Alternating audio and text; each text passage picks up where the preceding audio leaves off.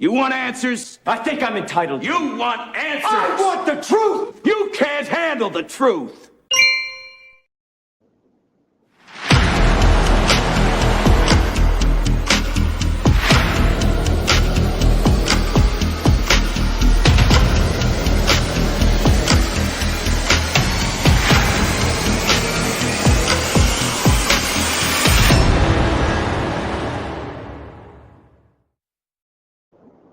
Welcome back to the Prepared Mind channel. It is 0 Dark 30, and I mean dark. I'm John, your host on the Prepared Mind channel. We're going to talk about SHTF. That's right. You know what's happening. Well, if you don't, welcome to the party. So,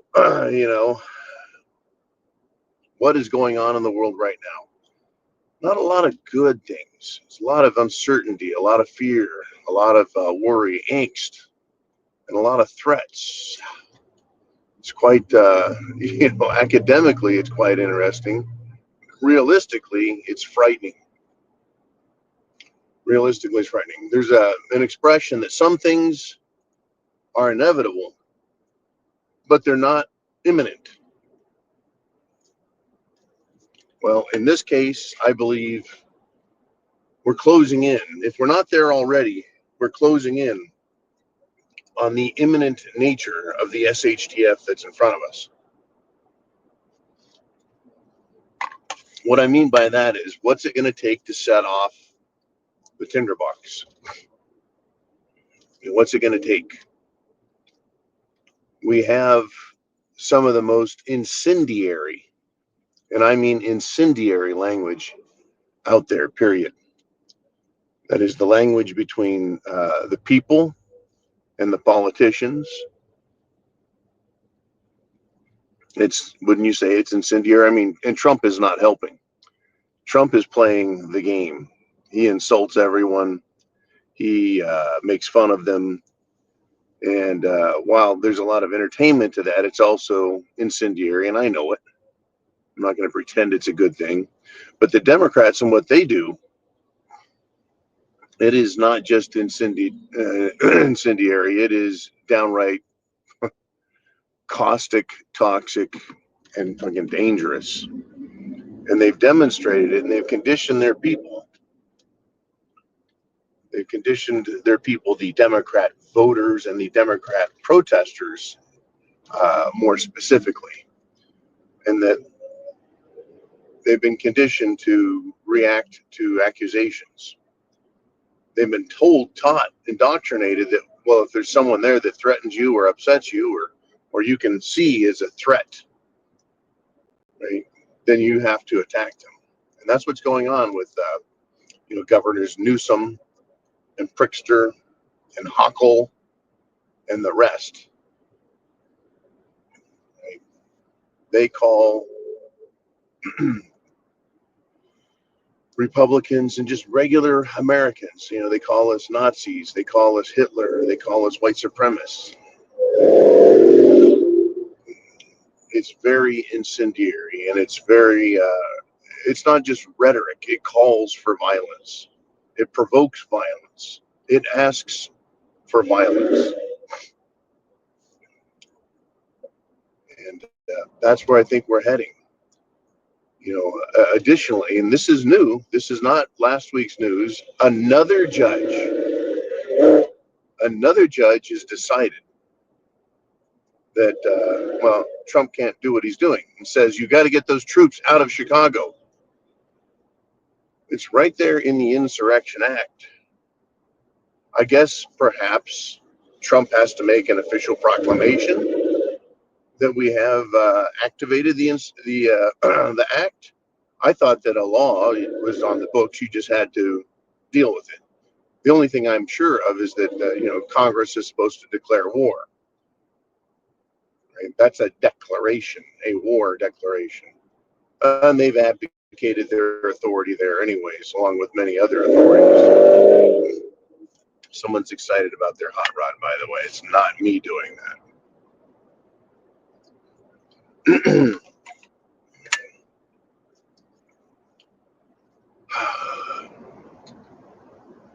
So yes, this judge has said, that's it, no federal troops, no federal agents, no federal authority in Chicago. It makes no sense. It makes no sense at all, but here we are. What's the purpose of that? To encourage and entice the left to make more violent and rhetorical thoughts, to become even more incendiary. And it'll do it the same to us. I think this judge should be arrested, obstructing justice, willfully and knowingly interfering in police and executive actions. That is to say, the president's authority. I mean, ignorance of the law is no excuse. That's what we're told. Well, I didn't know I was only supposed to do 40 miles an hour, Your Honor. I didn't see the sign. Well, they said, well, ignorance of the law is no excuse. You're getting a speeding ticket and you're going to pay a fine anyways. Well, shit. Well, these judges are knowingly or unknowingly impeding, interfering with, right, law enforcement, obstruction of justice, interference in police matters, investigations, etc. That is a crime. So, and these judges keep losing when they get up to the higher court levels. So why do they keep doing it? Because we're at war, folks. It is SHTF. We just haven't gotten to the physical violence. Now, leaving the country behind, let's get a little bigger. Let's get a little bigger, right? Look at the whole world. We have problems between China and Taiwan, North Korea, and anyone North Korea can think of getting in their face. Right? Then you also have Russia and Ukraine, and Europe, the European, shall we say, politicians, bureaucrats, not elected, appointed bureaucrats, claim sovereignty over the countries. I remember, folks, when they're like, oh, no, the European Union's an economic union only, designed to create a currency, and it's not going to threaten anyone's sovereignty. Now, it's a complete threat to sovereignty. You don't do what they say, they sanction you, you fine your country, they want you arrested. Well, it's ridiculous. But just yesterday, Ireland told the EU to shove their hate speech laws in their asses. Good for Ireland. Gotta fucking love the Irish. Gotta love the Irish. Have a Guinness, have an Irish whiskey, tell the government to fuck off. Right? But we also have Israel and Benjamin Netanyahu screaming, look out, everyone. Iran's gonna blow you up with a nuke any day now. Any day now. Within the next 50, 60 days, look out. Iran will have a nuclear weapon, something they've been threatening Iran is going to have literally for the last 40 to 45 years, making this claim that Iran is going to make a nuke. And also, geez, Benji, how are they going to get here? Any day now, they're going to have an ICBM, intercontinental ballistic missile, and they'll be able to launch their stuff. Well, any day now, they're going to combine two technologies they've never had, but we've always been threatened with them having any day now for the last 40 years. We've got that.